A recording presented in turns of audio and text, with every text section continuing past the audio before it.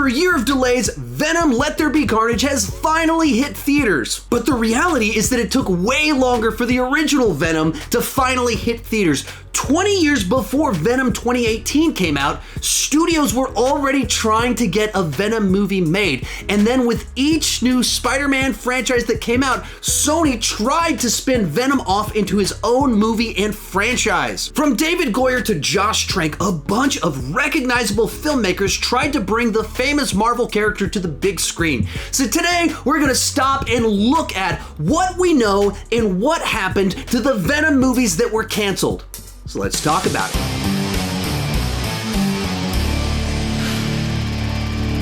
Hi, my name is Sean and I love to talk about movies way too much. With that said, this video is brought to you by NordVPN. If you're watching this video, it's probably safe to say that you love to watch movies and you spend a lot of time on the internet. Bingo. Since that's the case, you need NordVPN. A VPN secures your data by encrypting it and routing it through a remote server. In comic book world, lethal protectors like Venom keep people safe. We should be out there snacking on bad guys. But in the real world, NordVPN keeps your online life safe. And here's the cool part for movie lovers. If you're unaware, Netflix has different movies available in different countries. Wherever you're at, NordVPN lets you choose where you want to browse the internet from with just a click of a button. So you can access the Netflix library from other countries, or while traveling, you can access the library from your home country while you're away. Outstanding. Go to nordvpn.com/Sean Chandler or use code Sean Chandler to get a 2-year plan plus 4 additional months with a huge discount. Thank you. The link is in the description, coupon code is Sean Chandler, and let's get back to talking about Venom. And the story of Venom movies that almost happened goes all the way back to the 1990s with David Goyer's Venom. So back in the mid-90s, Marvel Comics was in serious financial trouble and in fact filed for bankruptcy in 1996. In a desperate attempt to generate some quick cash, they decided to sell the film rights to their properties to a bunch of film studios. So Fox ended up with the X-Men franchise, Hulk went to Universal, and Sony acquired the rights to Spider-Man, which they still hold to this day. In fact, in 1998, Marvel approached Sony about acquiring all of their film rights for just $25 million. Sony turned them down and just acquired Spider-Man for $10 million. As a point of reference, just over a decade later, Disney acquired Marvel Studios for $4 billion. That escalated quickly. In 1995, New Line acquired the rights to Venom and were the first to attempt to make a movie about the character. 2 years later, they hired David Goyer, whom they were working with on the movie Blade, to write the screenplay for the film. Now, over the last 25 years, Goyer has been a part of many comic book movies, including being a part of the writing team of the classic Dark Knight trilogy, as well as writing the less than classic Ghost Rider Spirit of Vengeance. Hey, what if you have to pee while you're on fire? Oh, it's awesome. It's like a flamethrower, you know, it's like... Now, the script for this one is actually leaked onto the internet, so if you want to do a deep dive into it, I'll link to where I found it down below in the description. But to give you an idea of the script, first off, there is no Spider-Man. New Line didn't have the rights to Spider-Man, thus no Spider-Man in the movie. In the film, the symbiote would come to Earth via an asteroid that comes from an unnamed planet that's populated by spiders, thus the spider imagery associated with the character. In the film, Carnage would have been the villain. Eddie and Cletus Cassidy would have both grown up as orphans together, and eventually Cassidy would have burned down the orphanage that they were growing up at, and there would have been this lifelong tension between the two characters. Eventually, in present time, Eddie Brock would have worked with the police to help apprehend Cletus Cassidy, who had turned into, well, a psychopath. This would have led to a group of Cassidy's fanboys attacking Brock and Venom, having to save Eddie from the mob. And then right before Cletus was supposed to be executed, he was going to get infected by a different symbiote, thus becoming Carnage. And as a weird detail in the script, Eddie's name is spelled with a Y instead of an I-E. Now, supposedly Dolph Lundgren was in the running to play the lead role, though the sourcing on this is pretty sketchy. It's from a Dolph Lundgren fan webpage referencing a defunct magazine that you can't look up on the internet. Apparently, New Line weren't terribly impressed with Goyer's Venom script, and thus the project never really moved forward, but they liked him enough that he went on to work with them on all 3 of the films in the Blade trilogy. But around this same time, Sony acquired the rights to the Venom character, thus leading to the RAIMI trilogy. Speaking of the RAIMI trilogy, that will bring us to our next canceled Venom project. The Raimi-era Venom spin-off. In 2002, Sony released Sam Raimi's Spider-Man, and it was both a critical and financial success. 2 years later, it was followed up by Spider-Man 2, which was also a commercial and critical success. Unfortunately, during the development of Spider-Man 3, Raimi and the producers weren't quite on the same page. The producers really wanted to include Venom, but Raimi was never all that fond of the character, but he decided to include the character anyway in the movie. When it came out, Spider-Man 3 was still another huge financial success, but significantly less well received by both critics as well as audiences. And one of the things that people weren't terribly happy about was the treatment of the Venom character. But just 3 months after the release of Spider-Man 3, producer Avi Arad, undeterred by the negative reception to Venom in the film, as well as the fact that Venom was blown to pieces at the end of the movie, publicly acknowledged that a Venom spin-off was in the works. The next update came a year later in summer of 2008 when it was reported that Jacob Estes had completed a draft of the film. Now, if you're not familiar with Jacob Estes, that makes 2 of us. Now, I looked up his filmography, and the only movie I recognized was Rings 2017? Which was not my favorite film. But according to the report, the studio wasn't entirely happy with his draft and were looking for new writers. They also still weren't entirely sure if Topher Grace was the right person to lead a tentpole of this size. I would also suspect that the fact that his character was blown to pieces at the end of the movie could make it difficult to develop a film around his character. 2 months later, in September 2008, Deadline reported Sam Raimi's Spider-Man 4 was locked. It was going to happen, and it might even shoot 4 and 5 back to back. Hello, darkness, my old friend. But in that same Deadline article, it was reported that newcomers Paul Wernick and Rhett Reese were hired to work on the Venom script. Now, at the time, the screenwriters probably seemed like a bit of a gamble for the studio because their only credits up to that point in time were some low-profile television work. But we're from the future and know what they've been up to for the last 13 years, including writing Zombieland, Deadpool, and Deadpool 2. Big upgrade over the writer of Rings. As a point of reference, Wernick and Reese's spec script Zombieland had just been acquired by Columbia Pictures or Sony, and based off the strength of that script is probably why they were hired to write Venom, and they were writing Venom during pre-production and production of Zombieland.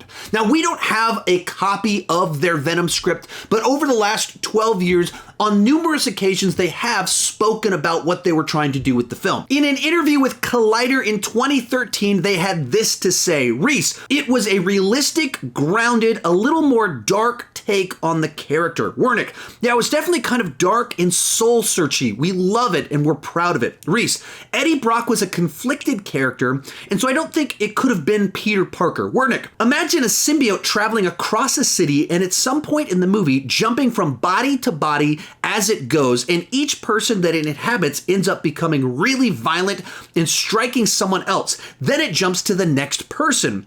There was a really cool sequence like that in there. And then in 2017, Hollywood Reporter once again asked them about the project in light of Venom finally being greenlit. They said this: Wernick, we haven't read that script in so long. We were out on the set of Zombieland and we had it turned in. That would have been 2007, 2008. But we were immensely proud of that script. My guess is that there are things we would go back and read it and we will want to change things, but there are also things that we think, oh my God, that's so cool. Reese, I don't think that draft is being used in the creation of the movie. They've got to have moved on from it a long time ago. There have been other writers. In September 2009, while promoting the release of Zombieland, they were asked about their Venom script and said they'd turned in 2 drafts and it was in Sony's hands.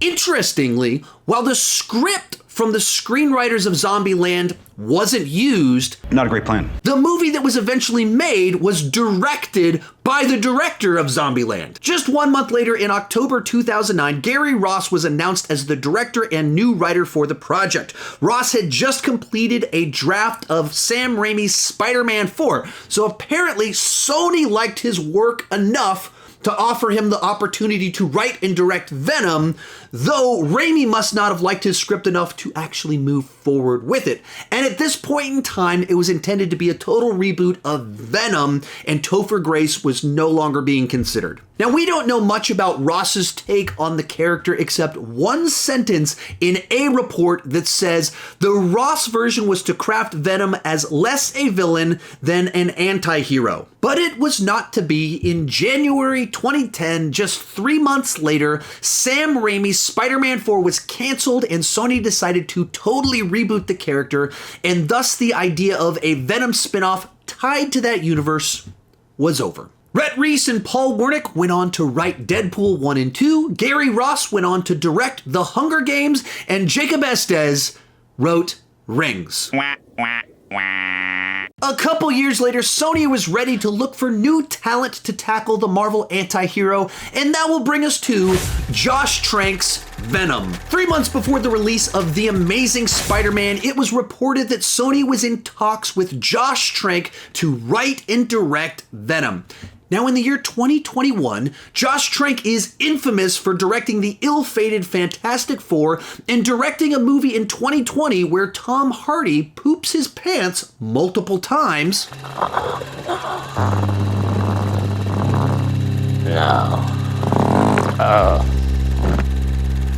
And his infamous May 2020 Twitter fight with one Sean Chandler over the merits of movie rankings. Trank claimed movie rankings are anti-art, so one Sean Chandler asked if he could interview Trank about the merits of movie rankings on his YouTube channel, and Trank agreed and DM'd Chandler about scheduling the interview. Chandler and Trank exchanged several DMs trying to schedule the interview, and then Trank promptly deleted all of his social media and nothing came of it. Sorry, that was a bit of a rabbit trail, and I have no idea why I was talking about myself in the third person. Despite his current infamy, back in 2012, Trank was the 27-year-old wunderkind director of Chronicle. Chronicle was an original superhero story told in the found footage format that received rave reviews and was extremely profitable for the studio.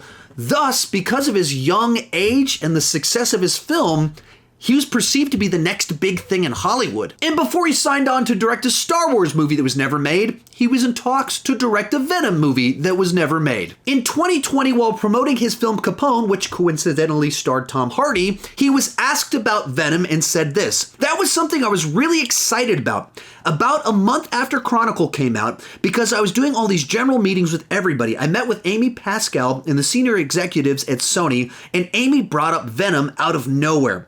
I'm a huge fan of Todd McFarlane in general, and Venom was just a character I've always loved.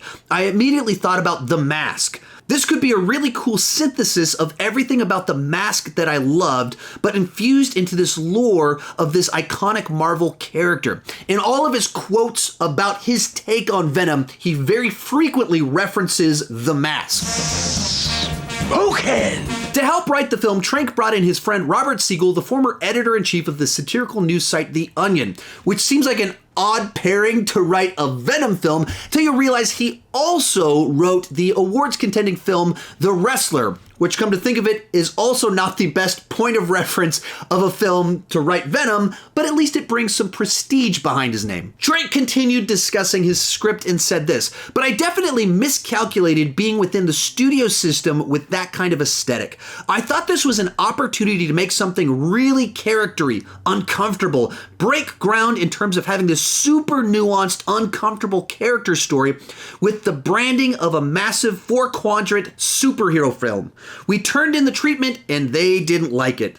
That kind of says everything." Speaking about Tom Hardy, he said, "The fact Tom and I are so in sync with each other, it makes sense he would go into that using the perfect Jim Carrey as the Mask template type of character for Eddie Brock and Venom. It's party time! I'm so happy it did as well as it did. It's cool to know everyone loves Tom Hardy for that. Throughout all of his quotes about the project, there's two reoccurring themes: the mask, Somebody stop me! and uncomfortable.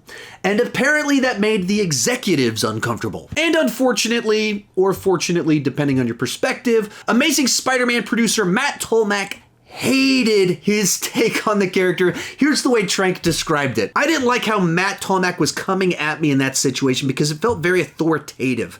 Well, if you don't like what I'm doing, and you're telling me that I have to do something along the lines of what you want, and you're going to tell it to me this way, sorry, I have other things I can be doing. And he moved on to other things rather quickly. Just 4 months after being in talks with Sony to direct Venom, he signed on with Fox to direct Fantastic Four, and Sony was once again on the lookout for the right person to tackle Venom, and that will lead us to our final version of Venom that was never made. Alex Kurtzman's Venom.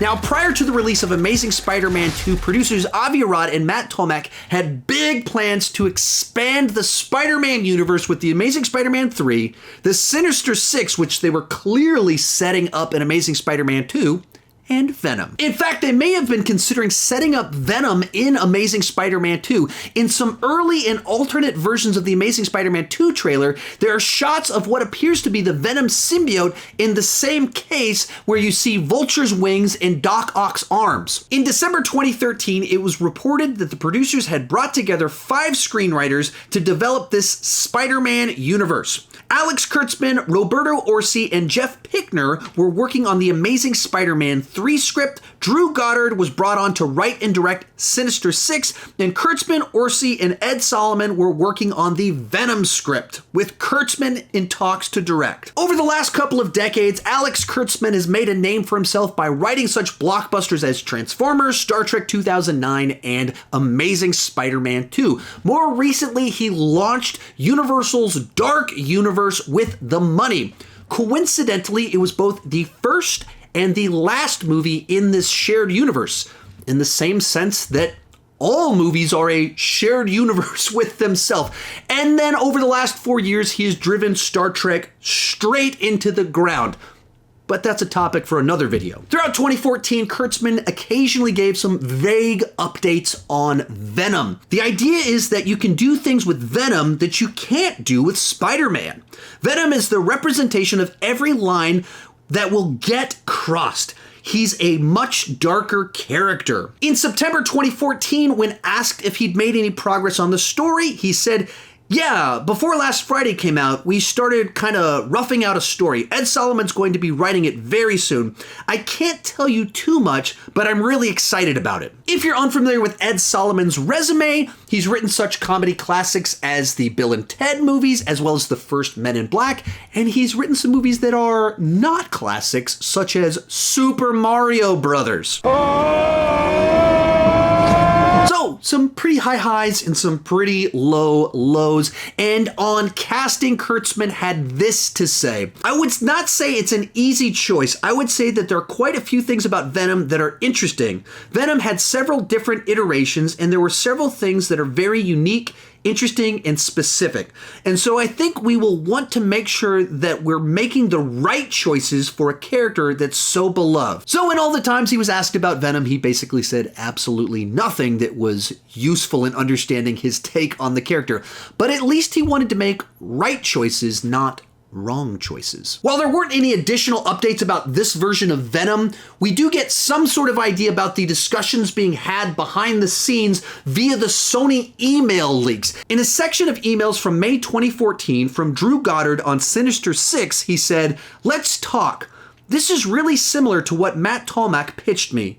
This am about Venom, which he doesn't think is a movie on its own, but that Spider-Man, Ants, SS, Sinister Six, are the team in the next movie. He goes to them for help, maybe fighting Carnage, IR. He wears the black suit, but all the Sinister Six guys think it's lame, and he takes it off and it falls into the wrong hands. The Sinister Six thinks black suit Spider-Man is lame." Side note, I would have expected a writer to be better at writing emails. Some other fun nuggets from the leaked emails: Drew Goddard really wanted Tom Hardy to play Sandman, Channing Tatum really wanted to play Venom, and Avi Arad suggested female Venom Annie Wying for the female team spinoff. And those were the last updates we received on the Amazing Spider-Man Venom project, most likely because the Amazing Spider-Man 2 wasn't particularly well received. Sony ran into some financial trouble,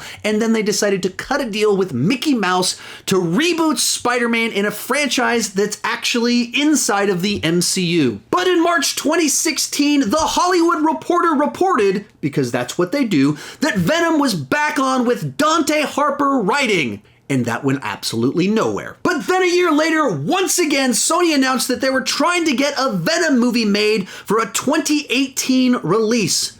Only this time, something strange happened. The movie actually got made! And as of this weekend, the movie even has a sequel! And based off the post-credits scene, we'll be seeing a lot more of Tom Hardy's Venom. And that is the story of the Venom movies that almost happened. If you enjoyed this video, I did another one just like it about canceled Spider-Man movies. You can check it out right over there. Thank you so much for watching, and keep talking movies too much.